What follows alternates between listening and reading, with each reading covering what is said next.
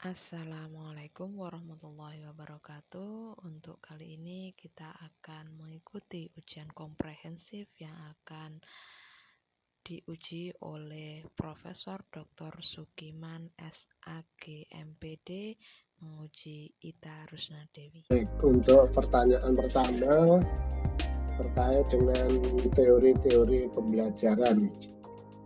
Ibu ketika kuliah maupun PPG ini kan sudah banyak mempelajari teori-teori pembelajaran ya. Iya. Kira-kira teori pembelajaran itu apa saja itu, Bu? Teori pembelajaran seingat saya, teori behavioristik, teori humanistik, teori konstruktivisme, teori Konstruktivisme Y. itu belajar itu dipahami seperti apa, Bu? Belajar itu mencipta. Jadi siswa diberi kebebasan untuk mencipta atau membangun sesuatu agar dia memiliki karya. Ya. Peran guru dalam pembelajaran yang menggunakan teori belajar konstruktivisme itu seperti apa? Peran guru seharusnya mendampingi dan terus mendampingi dan selalu memberikan support motivasi agar peserta didik itu percaya diri dalam bahwa mereka itu memiliki bakat, memiliki kemampuan yang baik. Setiap manusia memiliki kemampuan untuk berkembang. Ya, baik. Dalam kurikulum Merdeka itu ada perbedaan konsep atau perbedaan istilah, terutama kaitannya dengan pengembangan tujuan pembelajaran. Dulu di kurikulum 2013 kita mengenal ada SKL, KI, KD, terus indikator itu ya Bu ya. Kalau dalam kurikulum Merdeka ini apa Bu?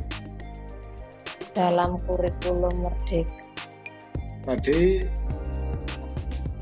kalau secara hierarki tujuan pembelajaran itu meliputi apa saja? Tujuan ATP, alur tujuan pembelajaran, kemudian ada TP, ya gitu. Tujuan pembelajaran, kemudian ada MA, modul ajar. Pernah mendengar istilah CP? Kalau ATP tadi apa Bu? Alur tujuan pembelajaran. Maksudnya apa itu? Kalau di kurikulum 13 itu silabus. Silabus. Isinya apa saja itu? Isinya ada, kalau dulu kompetensi dasar itu ya CP itu ya Pak ya. Kemudian ada alokasi indikator itu. Kemudian ada alokasi waktu, ada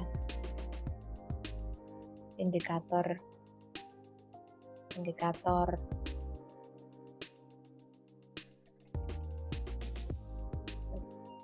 Pak. Pernah mendengar istilah TPACK Bu? TPACK belum Pak. Kalau strategi atau model pembelajaran yang pernah Ibu pelajari dan praktekkan apa saja? Itu ya, problem based learning, discovery itu ya. Query. Terus apa lagi? Kemarin sudah menyusun MA ya Bu ya? Modul ajar sampun Pak. Komponen MA itu apa aja Bu? Komponen MA seperti RPP modul ajar itu berarti ada tujuan pembelajaran, kemudian ada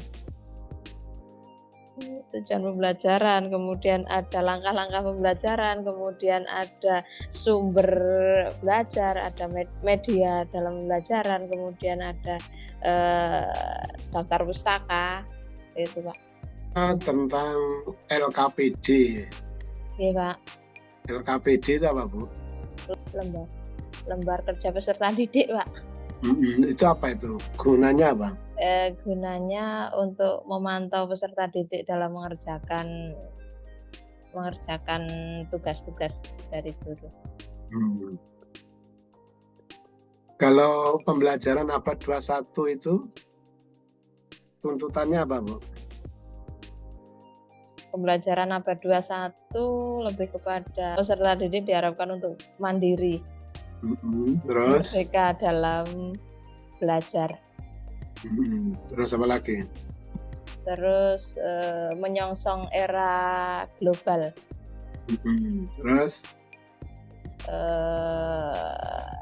mandiri, berprestasi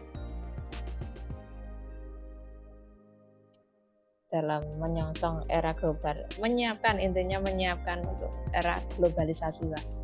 Baik, lanjut ya. Iya, Pak. Untuk Siap. kegiatan pengembangan materi ajar, itu seorang guru kan harus mampu mengembangkan materi sedemikian rupa sehingga materi itu betul-betul menunjukkan materi yang advance gitu ya, Oke. yang bermakna bagi peserta didik dalam membantu pencapaian tujuan dan kompetensi yang diharapkan, yang telah dirumuskan.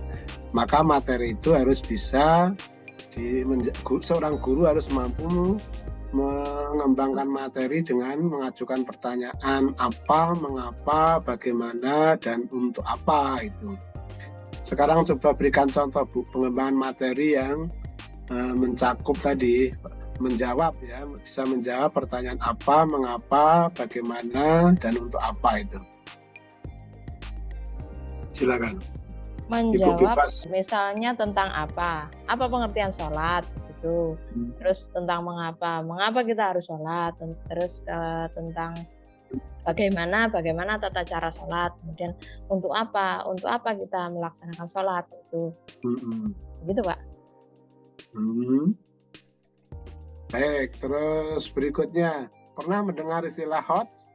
Ya, HOTS. Nah, ciri-ciri HOTS itu apa?